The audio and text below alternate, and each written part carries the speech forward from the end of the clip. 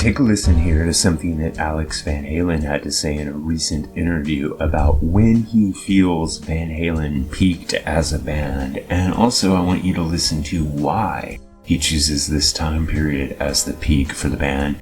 And I'm going to make a comment on what he said and possibly tell you something you might not have noticed on your own. Let's listen in to what Alex Van Halen had to say right here. Yeah, there was good music made and all that, but it was the essence and the spirit and the balls to the wall was the first model, and that's nothing to do with other than everybody has a peak in their life. I don't care what anybody says because it's simply not true. Just because you sell more of anything doesn't make you better or more creative. It's just you learn how to sell more. We did our best work with Dave. So in that clip, he talks about the best era of the band was with David Lee Roth, and he explains that part of the reason that is the case is because people peak at a certain time. There's no control over when that happens. When you peak as a musician or a creator, it is a matter of timing. It is a matter of evolution. There is nothing that you can do to control it.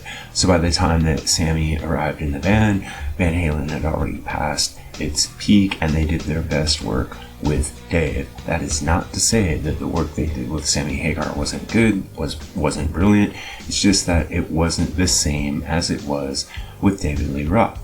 Well, all of that's very interesting to hear coming from Alex Van Halen, but it might not necessarily be a surprise.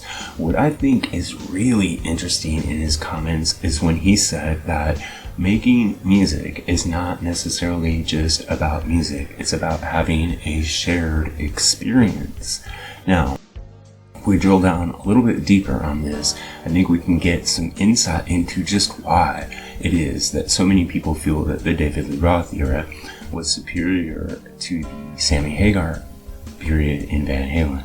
And the shared experience part is where it all starts, because everyone will admit that David Lee Roth may not be a great live singer. Sammy Hagar is a better vocalist from a technical point of view. You might even argue that the production and the songwriting on the Van Hagar era albums was just a bit more polished and more studied than in the early days. Very different than the early days, but equally viable. But there is a missing X factor in the Van Hagar era, and that missing X factor is this shared experience. Van Halen came up through the party and keg circuit in Pasadena and around in California. They played on the Sunset Strip. They became a people's band first, and they were making music about doing that. They were making music about being a people's band and coming up from the streets, coming up from nowhere, so to speak. And fans could participate in that because they too understood the experience of the streets.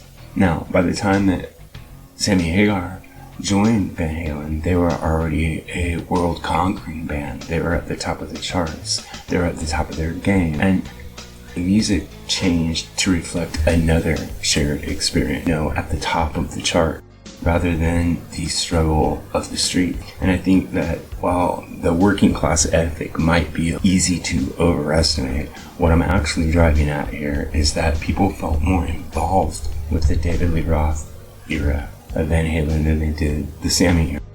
And I think that's one of the interesting things that Alex Van Halen points out in his comments in this interview.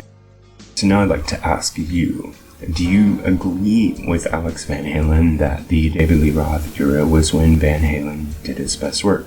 Let me know in the comments below. Music Guru here, asking you to help us on our march to 10,000 subscribers.